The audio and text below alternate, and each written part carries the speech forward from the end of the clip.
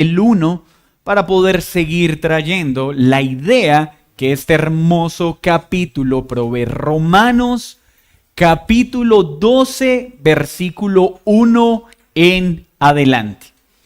Así que, hermanos, os ruego por las misericordias de Dios que presentéis vuestros cuerpos en sacrificio vivo, santo, agradable a Dios, que es vuestro culto racional. No os conforméis a este siglo, sino transformaos por medio de la renovación de vuestro entendimiento, para que comprobéis cuál sea la buena voluntad de Dios, agradable y perfecta. Digo pues, por la gracia que me es dada, a cada cual que está entre vosotros, que no tenga más alto concepto de sí que el que debe tener, sino que piense de sí con cordura, conforme a la medida de fe que Dios repartió a cada uno. Porque de la manera que en un cuerpo tenemos muchos miembros, pero no todos los miembros tienen la misma función, así nosotros, siendo muchos, somos un cuerpo en Cristo y todos miembros los unos de los otros.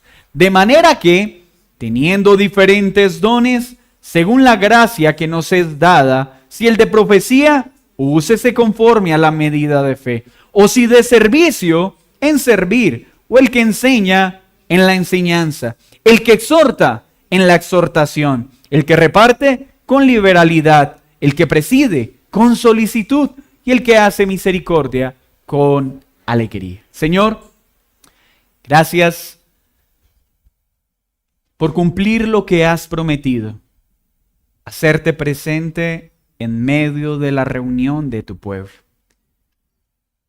Hoy agradecemos que tu presencia esté con nosotros por Cristo y en Cristo. Señor, cuánto te ruego que tu Espíritu Santo me conceda gracia y favor para predicar fielmente tu palabra y que hoy todos seamos edificados, animados, consolados, pero también movidos a poner por obra todo lo que tu preciosa palabra enseña. Espíritu de Dios, aplica esta enseñanza en todos nosotros. Por Cristo Jesús hemos orado. Amén y amén. Aquellos que toman nota, el título de esta enseñanza es El humilde servicio del creyente. Hay diversas dinámicas sociales que han cambiado recientemente y muchas de ellas fueron potenciadas o incrementadas con la pandemia. El ser humano, por su condición caída, siempre ha buscado lo mejor para sí mismo. Después de que el hombre pecó, separándose de la comunión plena con Dios, ha vivido de forma pecaminosa en este mundo.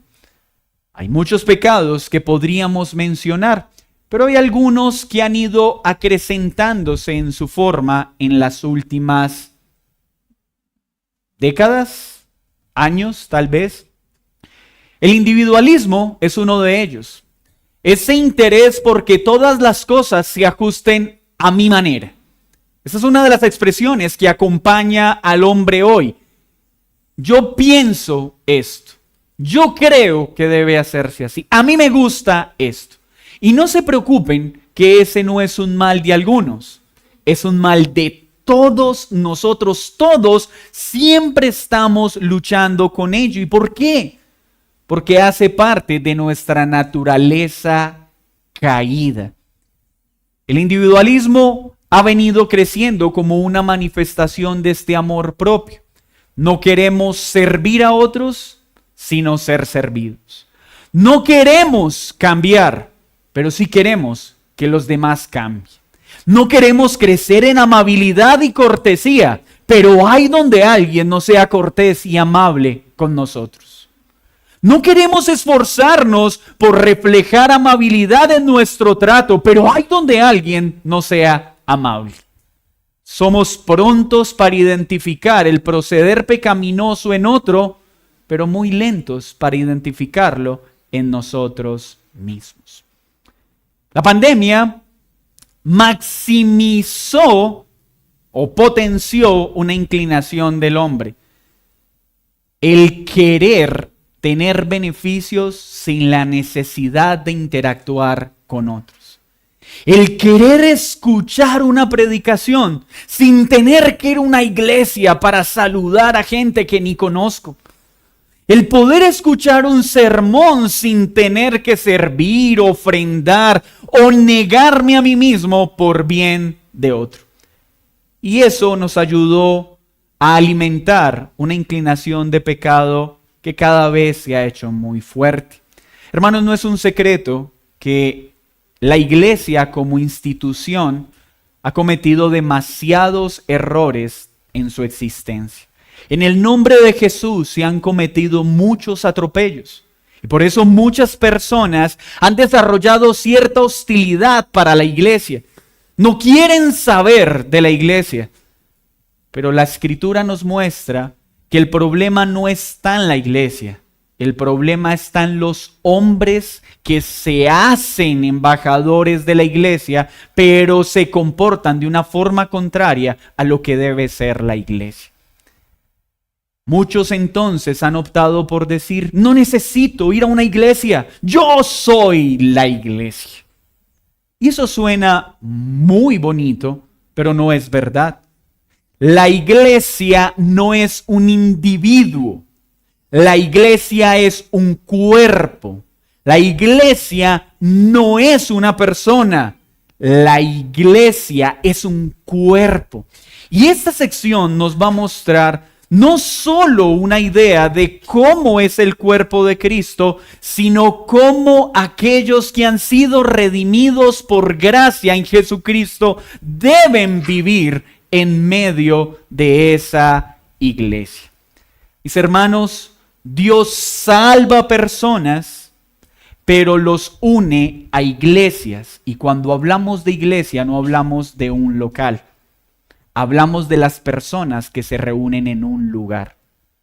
Esta no es una iglesia hablando del edificio. En este edificio se reúne la iglesia. Un grupo de pecadores que han sido redimidos por gracia. Series como El Llanero Solitario evocan muchas veces las intenciones de algunos individuos. Quiero vivir solo y a mi manera, que nadie me diga lo que tengo que hacer. Tristemente eso se ha trasladado a la iglesia. Y las personas hoy quieren vivir la iglesia como si fuera un restaurante.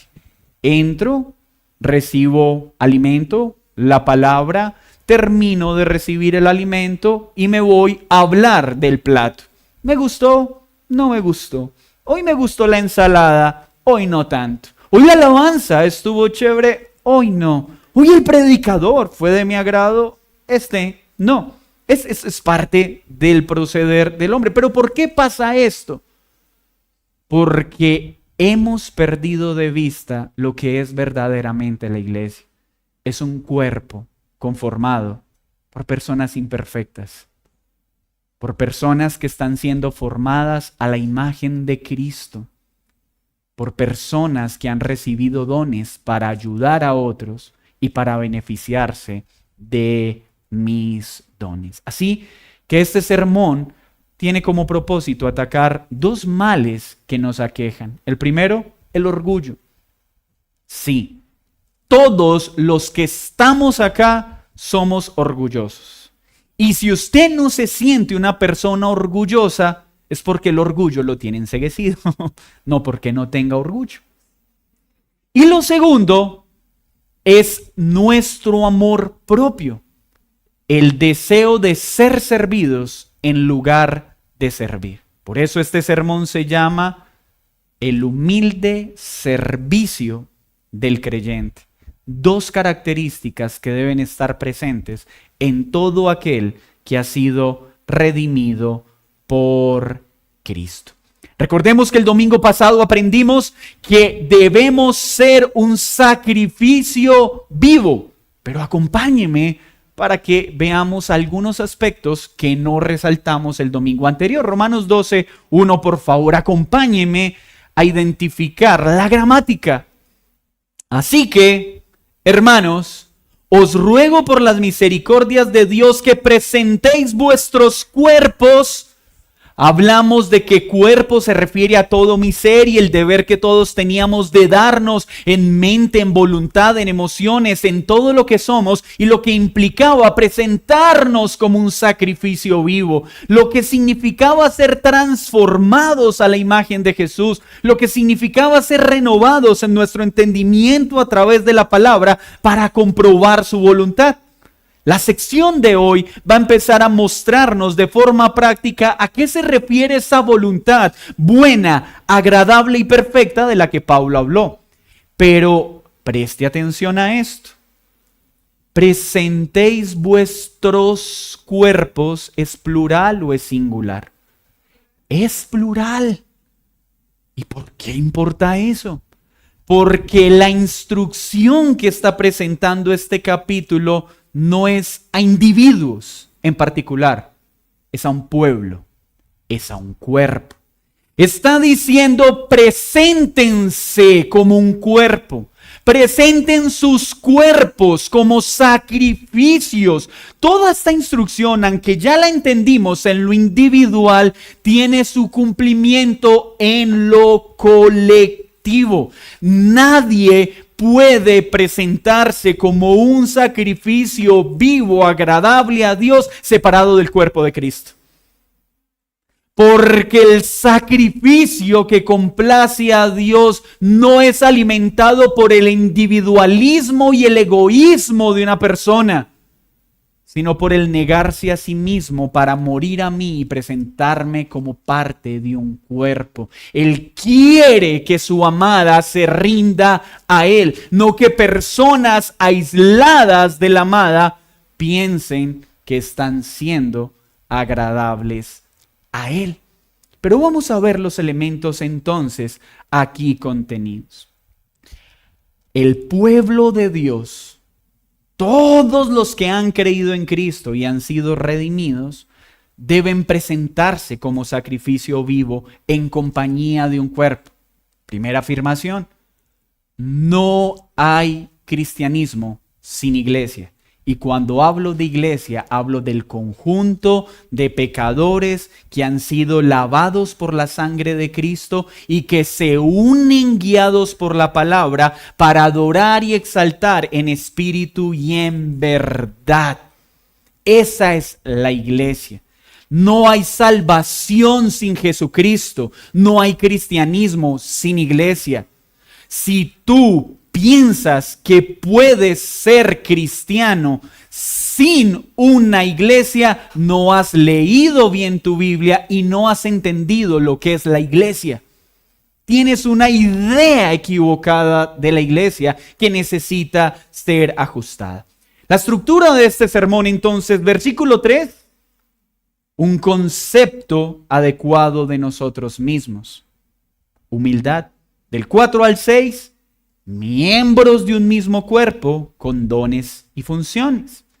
Del 7 al 8, descripción y uso de los dones. Entonces la voluntad de Dios nos llama a tener un concepto adecuado de nosotros mismos, esto se llama humildad, a ser miembros de un cuerpo con diversos dones y funciones, y a tener un entendimiento del uso adecuado de los dones. Empecemos entonces a ver el primer punto. Digo pues, por la gracia que me es dada, interesante como inicia Pablo, apóstol de Jesucristo, va a dar una solicitud a los creyentes. Recuerden que desde el capítulo 12 empieza la parte práctica de la carta.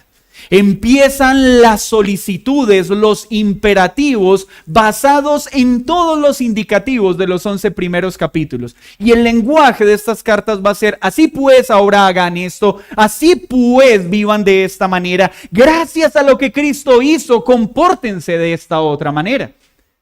Pero Pablo inicia esta solicitud recordando la gracia que le ha sido dada. Él tiene la autoridad como apóstol para decir, les ordeno en el nombre del Señor Jesucristo que hagan lo que les voy a decir. Pero en lugar de apelar a la autoridad, apela a la gracia. Mis hermanos, me voy a dirigir a ustedes por la gracia que he recibido de Dios. Voy a presentar una solicitud por la gracia que me ha sido dada. ¿Y a quién va dirigida esta solicitud? A todos los que han creído en Jesús. ¿Y cuál es la primera? No tengan un concepto más alto de sí del que debe tener. Y este es el primer problema con el que tenemos que lidiar para poder presentarnos como sacrificios vivos. ¿Qué es tener un concepto más alto de sí mismo? Pensar que somos más que los demás. Pensar que soy más santo que otro. Que mis dones son mejores que los del otro. Que mi manera de servir a Dios es mejor que la de los que me rodean. Que soy digno de recibir un trato especial. Pensar que valgo más que aquellos que me rodean. Y miren lo que está diciendo el apóstol. Debemos pensar de nosotros mismos con cordura. Entonces, lo primero que se nos está llamando, presentarnos como sacrificios vivos, es decir, morir a nosotros mismos para vivir para Cristo. Vivir conforme a su voluntad implica que seamos diligentes en hacerle frente a nuestro mayor enemigo, el orgullo que nos acompaña a todos. El orgullo con el cual medimos y evaluamos a las personas y las circunstancias. Y Pablo está diciendo, no puede haber un creyente orgulloso. Ojo, todos lidiamos con el orgullo, pero un creyente no puede sentirse pleno mientras su vida sea contraria a la humildad de nuestro Señor Jesucristo. ¿Y por qué? Porque todo lo que somos, cualquier habilidad, cualquier don, cualquier cosa que haga que los demás produzcan un elogio hacia ti, es por una razón. ¿Nota lo que dice el texto? Por la medida de fe que Dios repartió a cada uno. Mis hermanos, Dios a todas las personas, sin excepción, las ha dotado con cualidades, las ha provisto de dones, de carismas, todos sin excepción. Pero Dios ha dado a cada persona como Él quiere. Así que no hay personas mejores o peores que otras, hay personas diferentes. Y escúchenme muy bien, jóvenes que están saltando a esa etapa de la preadolescencia y la adolescencia, que empiezan a lidiar con esa sensación de nadie me quiere, todos me odian, no valgo nada, no hallo razón para vivir en este mundo. Pobre de mí que soy crespo, pobre de mí que soy lacio, oh, porque soy flaco y no soy bajito, porque soy gordo. Que empiezan a vivir en un existencialismo que los agobia. La Biblia dice que todos hemos recibido una provisión de Dios.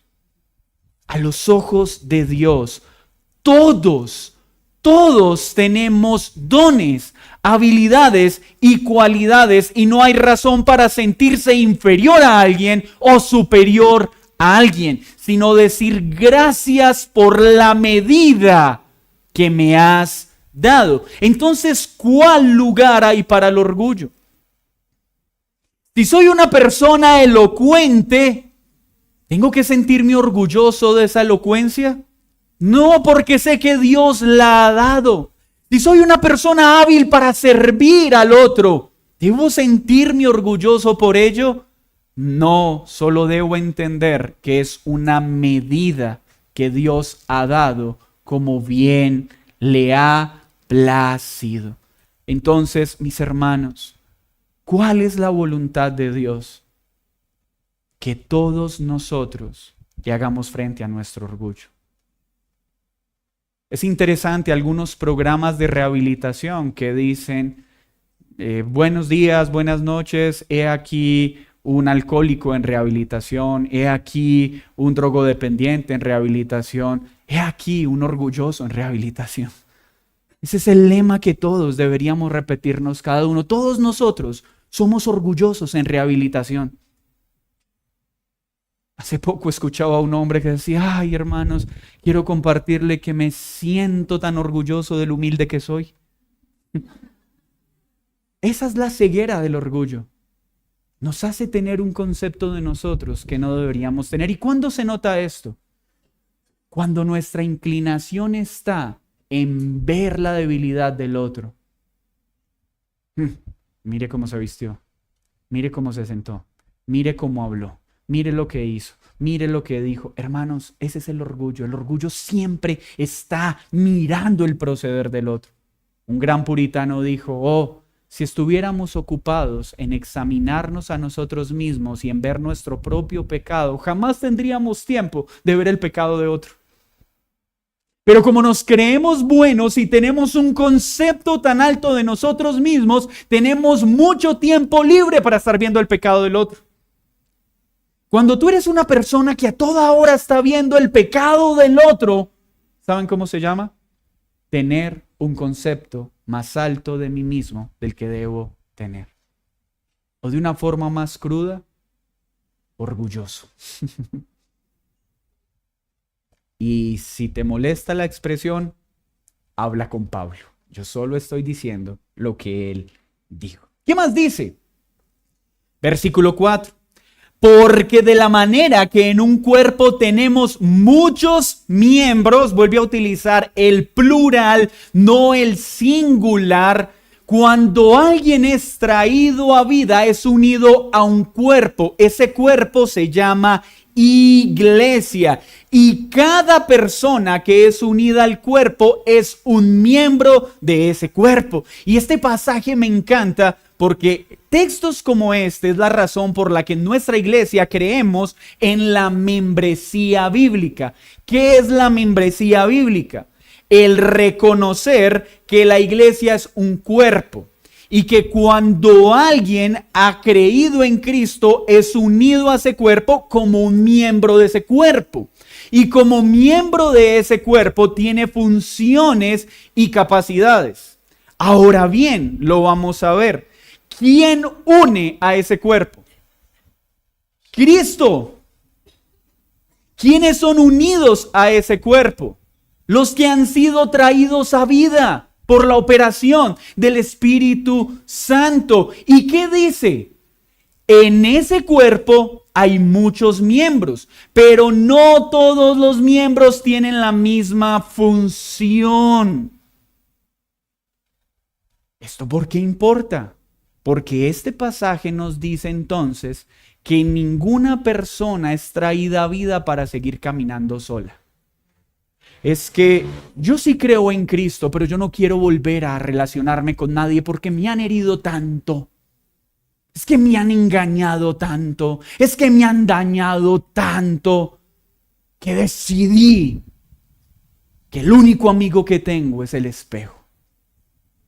Mira, eso podrá funcionar muy bien en el mundo, pero eso es contrario a la iglesia, porque la vida de iglesia implica morir a nosotros, implica hacerle frente a nuestras heridas y a nuestros miedos, pero no en nuestras fuerzas, por supuesto, sino a través de la operación del Espíritu Santo. Así que si tú todavía tienes esa idea que no necesitas la iglesia, voy a decirte algo muy respetuoso y muy amoroso. Estás completamente equivocado. Una cosa es que estés molesto con las instituciones religiosas que han usado el nombre de Cristo para enriquecerse, para engañar y manipular. Y hoy te digo algo, está bien que tú estés enojado y yo también me uno a ese disgusto. Pero eso no es iglesia, esos son mercaderes de la fe que han utilizado el nombre de Cristo para enriquecerse. La iglesia, la eclesía, es un conjunto de pecadores salvados por gracia en el nombre de Cristo, que se reúnen para vivir conforme a su palabra. ¿Y saben algo? Esos pecadores siguen pecando hasta que Cristo regrese. ¿Qué más nos muestra este texto? Que la iglesia entonces es un cuerpo compuesta por un pueblo, personas, pero permítame seguir enfatizando. No todos tienen la misma función. ¿Qué gran problema tenemos en este tiempo? Como somos tan orgullosos, si a nosotros nos dieran la oportunidad de escoger una parte del cuerpo, ninguno escogería el dedo pequeño. Todos quisieran ser la cabeza. Donde nos dieran la oportunidad, a ver, acabas de creer en Cristo. Sí, ¿cuál es la posición que quieres ocupar? Pues la más importante. No creo que alguno diría, no, mándame a los baños. Y no me den implementos que mis manos han sido diseñadas para... Eso no pasaría. Porque queremos ser servidos y no servir. Entonces el Señor tuvo a bien ubicar a cada miembro que Él sabe, que Él salva, ¿saben dónde? ¿Dónde Él quiere? Unos son orejas y bien grandes. Otros son bocas. Otros son narices, otros son manos, otros son pies. Todos tienen funciones diferentes. Pero ¿cuál tiene menos valor? Ninguno. Todos valen la sangre del Cordero. Todos han sido lavados por la sangre del Cordero. Los que sirven en una posición visible y los que sirven sin que nadie lo vea.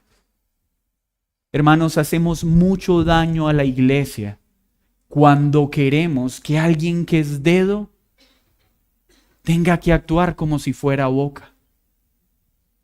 Hacemos mucho daño cuando alguien que es pie se le exija que actúe como si fuera oreja.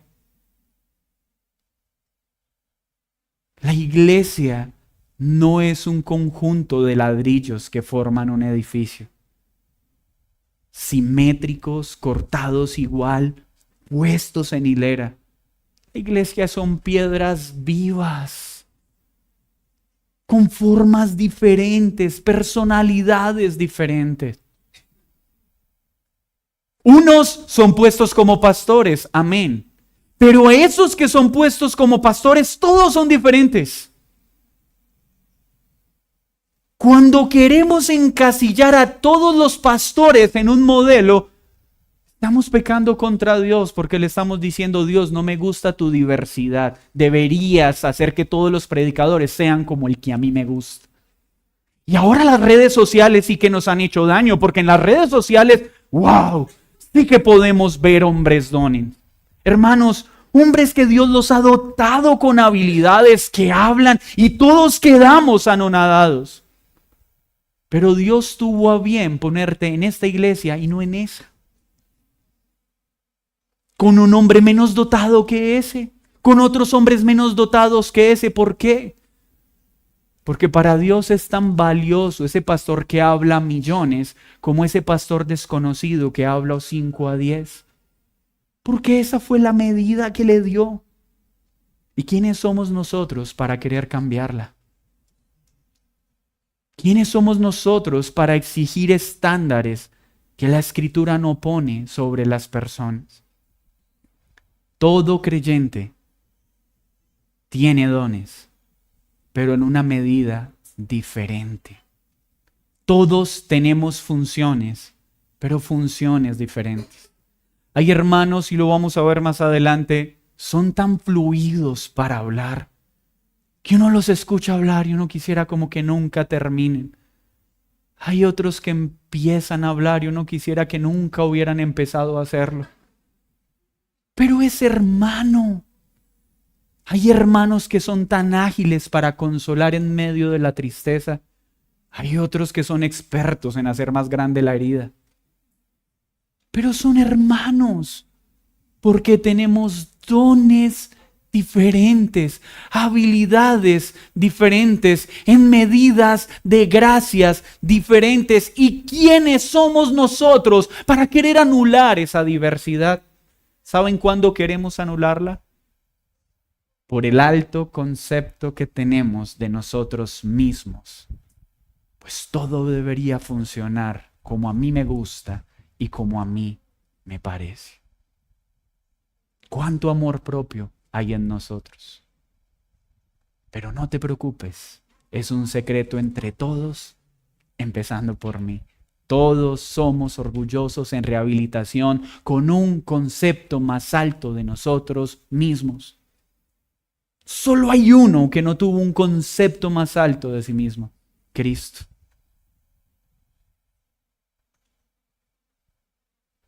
Hasta el burro que entró a Jerusalén, dice un teólogo, pensó que los aplausos eran para él. Así somos nosotros. Pensamos que la gloria que le pertenece a Dios es para nosotros. Entonces, el cuerpo es la unión de pecadores salvos por Cristo con funciones diferentes. Así nosotros, siendo muchos, hermanos, la iglesia no está conformada por unos pocos, está conformada por muchos, por un pueblo numeroso. A veces hay cierto fatalismo es que los cristianos somos poquitos, es que la maldad va en aumento y, hermanos, Dios siempre ha tenido un pueblo fiel y es numeroso. Muchos siguen siendo salvos por gracia. Muchos, porque el Dios en el que hemos creído es poderoso. Pero por favor lea conmigo el versículo 5. Así nosotros, siendo muchos, conformamos un cuerpo en Cristo. ¿Una persona solita en su casa forma el cuerpo de Cristo? No. Cuando esas personitas se juntan para adorar a Dios, son el cuerpo visible de Cristo. Y todos miembros los unos de los otros. ¿Nota el posesivo? Todo aquel que es salvo es unido ¿a qué? Al cuerpo. Y todos los que son unidos al cuerpo, ¿a quién pertenecen? A Cristo. ¿Pero solo a Cristo? No, pertenece al otro. Ay, eso sí que nos duele. Porque que a mí me digan perteneces a Dios nos encanta. Uy, y Señor, soy tuyo y tú eres mío. Pero cuando leemos el texto que dice, y tú le perteneces a tu esposa y tu esposa te pertenece a ti. Y tú perteneces al hermano y el hermano te pertenece a ti. Ya no es tan agradable, ¿cierto? ¿Qué quiere decir esto? Que Dios a cada creyente ha dado funciones, ha dado dones, pero esos dones no le pertenecen a quien los recibe. ¿A quién le pertenecen? Al cuerpo de Cristo. Todo, hermano, por favor acompáñeme a entender esto. Tú tienes habilidades, tú tienes dones, pero ¿sabes para qué te los dio Dios? No para que crezca el concepto elevado que ya tienes de ti mismo, sino para servir a lo que Él más ama, su iglesia, su cuerpo. Así que los dones que tienes le pertenecen a Cristo, pero le pertenecen al cuerpo de Cristo. Y esto lo necesitamos aprender. Tú eres hábil para vender, qué bien. Glorifica a Dios en tus ventas. Pero ¿cómo estás utilizando esa habilidad para bien de tus hermanos? ¿Eres bueno para consolar? ¡Qué bien! Eso te ha permitido avanzar en tus proyectos personales, excelente. Pero no fueron dados solo para tu sustento, no fueron dados solo para tu éxito. ¿Cómo estás usando esos dones que le pertenecen a tus hermanos? Que le pertenecen a la iglesia. Porque Cristo los dio para bien de la iglesia. Por eso es que debemos romper ese dualismo platónico que hay en nuestra mente, esa separación entre lo santo y lo secular. No. Nosotros los dones de Dios lo utilizamos en nuestras profesiones. El que es profesional, que lo haga con excelencia. El médico, que glorifique a Dios con ese talento. Pero ¿cómo el médico usa ese don en el cuerpo? ¿Cómo el abogado utiliza ese don en el cuerpo? ¿Cómo el comerciante utiliza ese don fuera del cuerpo, pero también en la iglesia? Entonces, ¿puede haber un creyente que diga que puede vivir sin estar unido a la iglesia? Aprendimos que no. ¿Y puede un creyente decir que puede ser parte del cuerpo sin servir al cuerpo? Según Pablo, la respuesta es no. Todo creyente debe servir al cuerpo, no solo fuera del cuerpo. Y mucho cuidado con esto, porque hay personas que dicen, es que yo sí sirvo, pero fuera de la iglesia. Amén, pero estás haciendo la tarea incompleta. Porque todo creyente sirve fuera de la iglesia y dentro de la iglesia. Sirve en su hogar, pero fuera del hogar. ¿Qué le dirían ustedes a un esposo que es muy servicial en la calle y no así en la casa? Pocos lo aplaudirían. ¿Por qué? Porque diríamos, ¿de qué sirve que seas amable afuera si no lo eres adentro? ¿Cierto? ¿De qué sirve que ayudes a otros afuera si no ayudas en casa? Entonces a un creyente sí se le vería bien, es que sirvo afuera, pero no sirvo a mis hermanos. No, porque mis dones son para mostrar a Cristo fuera de la iglesia, pero para bendecir a mis hermanos dentro de ella. Cualquier molestia, por favor, reúnete con Pablo y medita en este texto. Versículo 6. De manera que teniendo diferentes dones, no dice de manera que algunos tienen dones, no. Dice todos tienen dones, pero los tienen diferentes. ¿Según qué? La gracia. Es por gracia. Mira, hermano, si tú haces algo piadoso, si tú eres bueno en alguna habilidad, es por gracia. Hay pastores, pero todos predican igual de bien. Uy, ya quisiéramos predicar como Charles Spurgeon, como Martin Lloyd-Jones. Ya quisiéramos muchos de nosotros tener esas habilidades. No las tenemos porque Dios nos amó menos. No, porque consideró dar una medida de gracia diferente. Porque a Él le place dar como quiere a quien quiere. Así que esto debería dejar en nuestro corazón la tarea de dejar de estar sufriendo cuando vemos otros con mejores habilidades que las nuestras y más bien agradecer las que tenemos. Pero también es pecado cuando me siento más que otro. Miren que las dos son orgullo. Hay personas que creen que son mejores que otros, pero hay otras personas que todo el tiempo es que no sirvo para nada. Es que todo lo que hago me sale mal.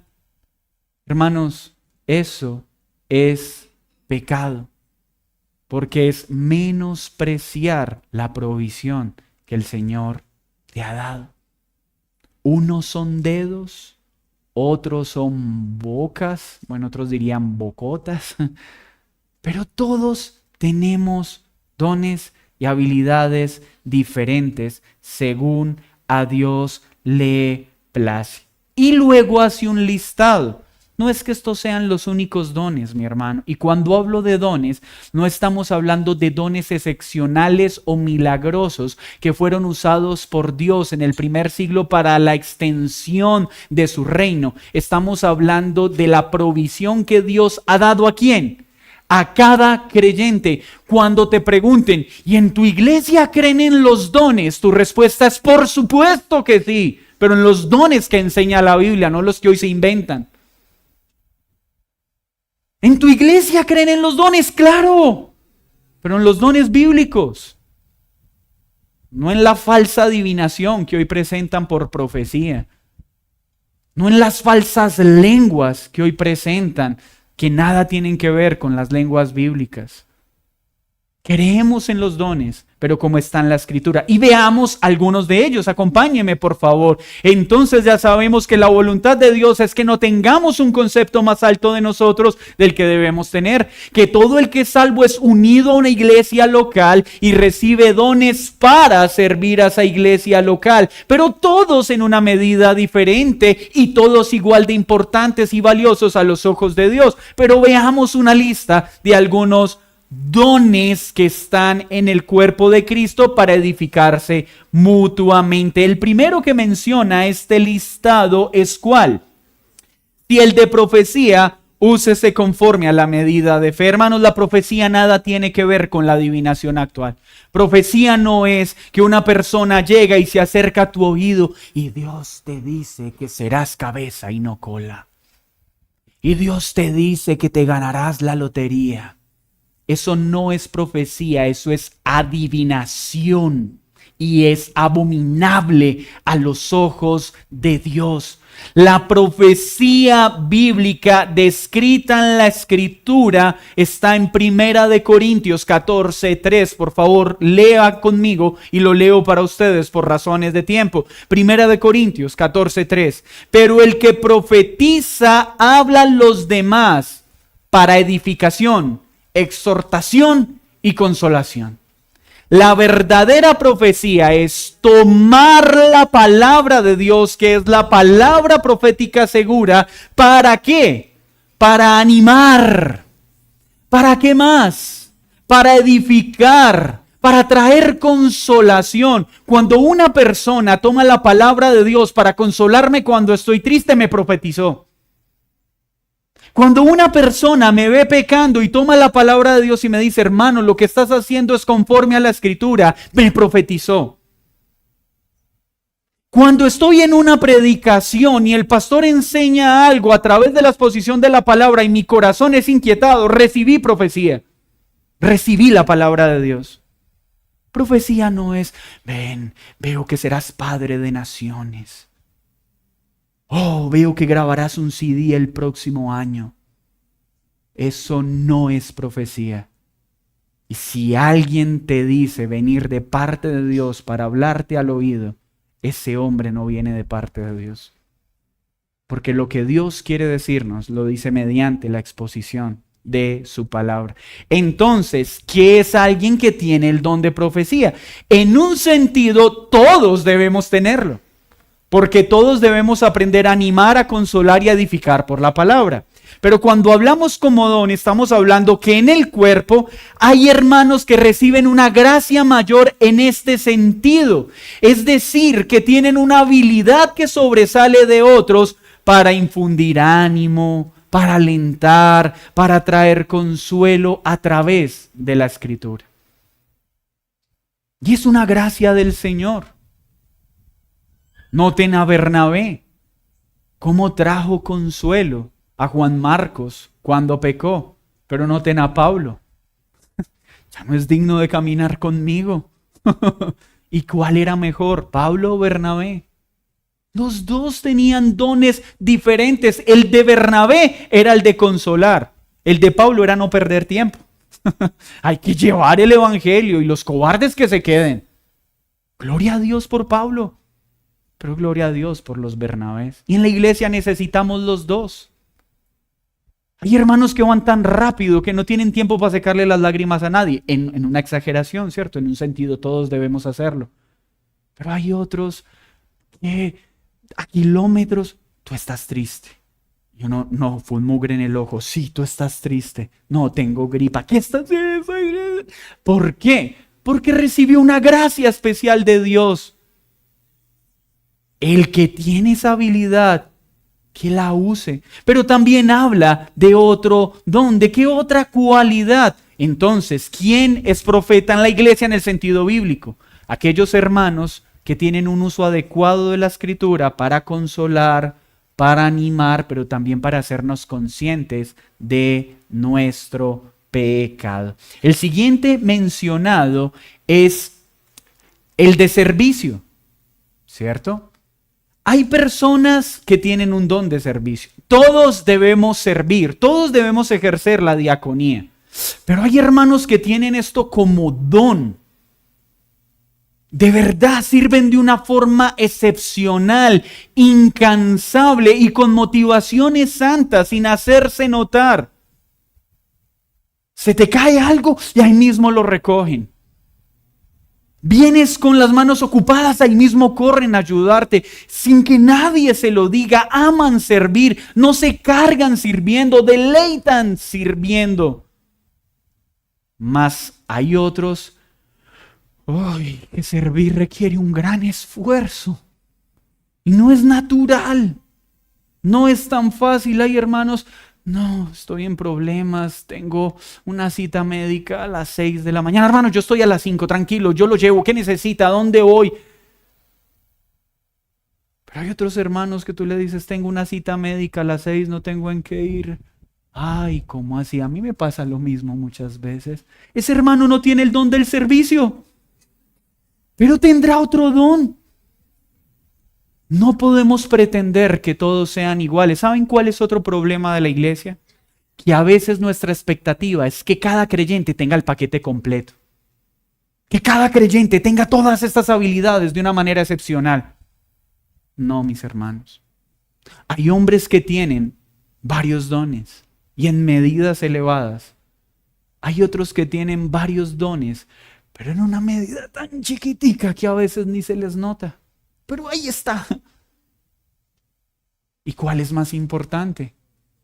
Todos, porque todos fueron pagados a precio de sangre. Todos fueron limpiados por la sangre del Cordero. El que enseña, que enseñe. Todo creyente debe saber enseñar, pero no todos tienen la enseñanza como don. Hay personas que enseñan con facilidad, que explican los misterios de la cruz de una forma sencilla, profunda y maravillosa. Hay otros que lo sencillo lo hacen más confuso de lo que es. ¿Por qué? ¿Porque es más santo? ¿O el que no es bueno para enseñar es menos santo? Porque tiene otro don. Y entonces, ¿por qué no amamos? ¿Por qué nos molesta cuando alguien que no tiene don enseña? ¿Por qué nos molesta cuando alguien que no tiene el don de servicio no sirve con la excelencia que debería hacerlo? ¿Por qué?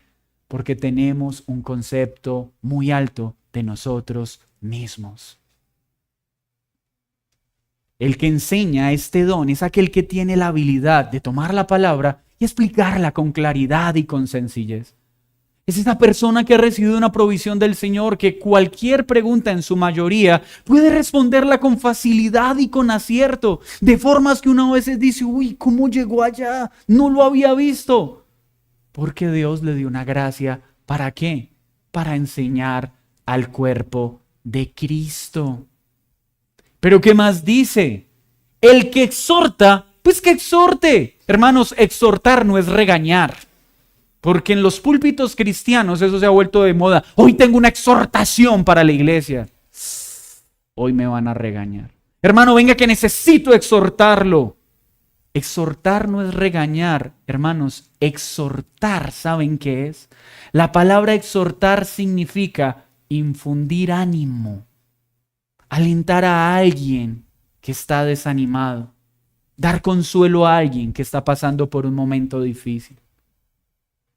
Esa es la exhortación, es la capacidad de enseñar a alguien a aplicar una verdad mi hermano, estás pecando, pero ven, acompáñame por la palabra para que veas cómo apartarte de ese pecado y cómo hacer lo que es agradable al Señor.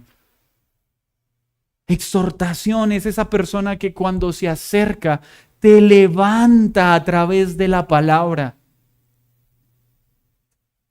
Hay personas que no tienen el don. Usted está triste por esa bobada, por esa insignificancia. Usted está triste porque está enfermo. A mí me duele todo y yo vea cómo sonrío. Usted está triste porque no tiene con qué pagar el recibo. Yo llevo 3 semanas sin mercar y véame sonriendo. No tiene el don. Son personas que los problemas de los demás son insignificantes porque tienen un concepto tan alto de sí mismo que creen que todos deberían afrontar la vida de la misma forma. Cuando a ti te molesta porque alguien se queja de sus dolores, uy, qué pereza, cómo se queja, yo ya tengo 100 años y a mí no me duele nada. Eso es orgullo. Y estás olvidando que es una gracia, no el resultado de tus excelentes cuidados. No, es que yo sí me cuido. Por eso estoy como estoy. Necio. Puedo mostrarte muchas personas estrictas en su cuidado y están tiradas en una cama. Y no por falta de cuidado. Ojo, que somos demasiado orgullosos en cómo exigimos. Usted está cansada. Si apenas tiene un hijo, vea, yo saqué 10, estudié, trabajé y nunca me vieron con ojeras, flojo. No tiene el don. Sí tiene mucho orgullo. Hermanos, ¿por qué me estoy deteniendo en esto? Porque hoy quiero que regresemos a casa viendo la sencillez y la practicidad de la iglesia. La iglesia es un cuerpo diferente. Todos pecadores, con habilidades diferentes, pero todos con un mismo valor, la sangre del Cordero. Y eso debe animarnos, eso debe consolarnos. Termino entonces diciendo lo siguiente. No hay lugar, el que preside, que lo haga con solicitud, es decir, el que tiene habilidad para gobernar, para administrar, que lo haga diligentemente. Hermanos, hay hermanos tan buenos para liderar. Y es una gracia del Señor. Hermanos que en un minuto organizan un plan de trabajo. Vamos a organizar la iglesia. Y hay unos que se quedan, ¿por dónde arranco? ¿Organizar qué? ¿Cómo? Pero hay otros que llegan, hermanos, listo, vamos a poner 4 sillas acá, 5 sillas allí, vamos a guardar eso, por favor, Peranito, tú haces esto, Peranito, tú haces esto otro. ¡Wow! Porque tiene una gracia del Señor para administrar. Y ese que administra, que lo haga con diligencia, pero no para decir, ay, ya están estos lentos que hace 1 hora les dijeron y no han sido capaces de hacer lo que se les pidió. Porque el otro no tiene el don. Porque tú sí lo tienes, porque tú ves cosas que otros no ven, porque tienes la agilidad para solucionar problemas que otros no, porque recibiste una gracia para administrar, no para que te creas mejor que los otros. Y el que tiene misericordia, que lo haga con alegría. El que tiene la capacidad de ayudar al que está en sus miserias, vamos, hazlo con alegría, porque hay otros que ayudan al que está en dificultad, pero se vuelve un miserable. Ay, sí, tienes toda la razón. No, el que muestra misericordia ayuda a la persona a salir de sus miserias a través de la palabra y lo hace con gozo. No, ay, otra vez me pidió consejería. Otra vez me está consultando por lo mismo. ¿Cuántas veces le he dado el mismo consejo y no lo hace? En cambio, el que tiene el don de la misericordia, no te preocupes, ya hemos hablado 30 veces de esto mismo, pero las que necesito, wow, tiene el don. Tiene el don. Gloria a Dios por ese. Hay otros que no. ¿Cuál es mejor? Ninguno. Mis hermanos, cuidémonos del orgullo. No venimos a ser servidos, sino a servir. No valemos más que nadie. Todos los creyentes valen la sangre del Cordero. 2. Cristiano sin iglesia no es cristiano.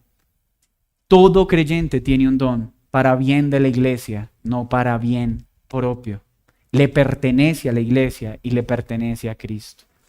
Un asistente es aquel que viene a recibir de los dones de otros, pero no comparte los suyos. Un miembro se alimenta de los dones de otros, pero alimenta a otros con sus propios dones. Espero no seas un simple asistente y seas un miembro del cuerpo de Cristo.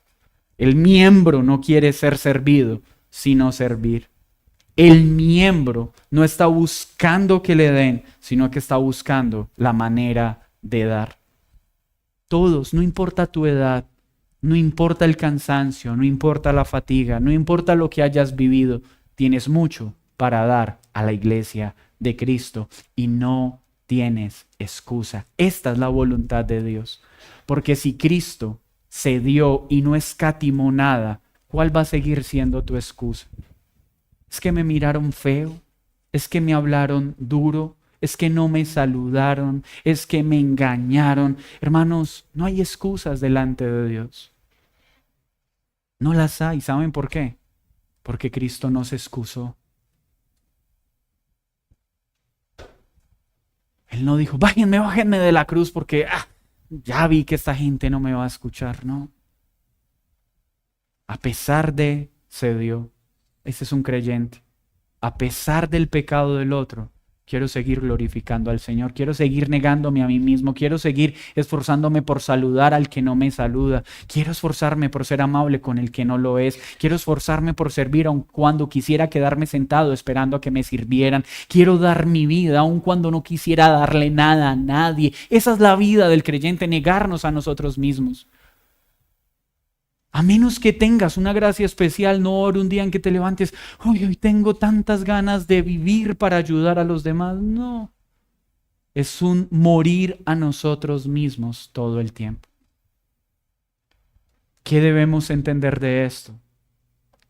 Nunca va a haber un creyente que sirva de manera perfecta.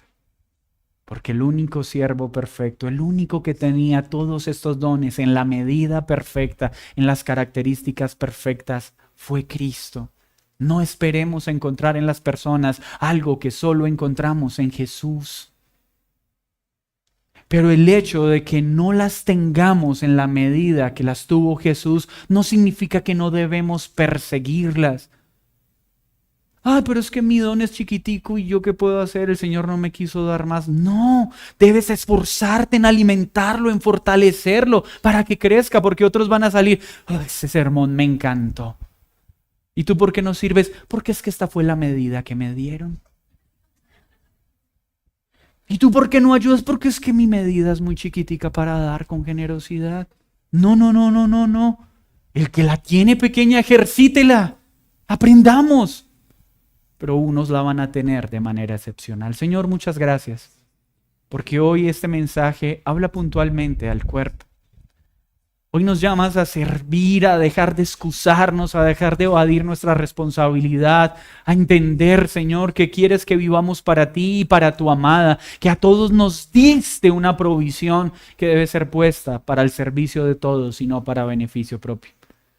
Perdónanos por lo arrogantes que somos, por el excesivo amor que tenemos por nosotros mismos, por querer todo el tiempo acomodar las personas a lo que nos gusta y lo que nos parece, en lugar de ser humildes para darnos al otro en medio de la diferencia. Perdónanos por usar los dones para nosotros en lugar de compartirlos con otros. Pero aquí estamos, ayúdanos como iglesia. Haz de esta iglesia una iglesia que sirva por amor, una iglesia que ponga al cuidado del cuerpo de Cristo todo lo que nos ha sido dado, para que el mundo vea una iglesia que se ama y se sirve. Que todos los presentes seamos creyentes, humildes, que sirven a los demás. En Cristo Jesús. Amén y amén. Vamos a tomar la cena del Señor.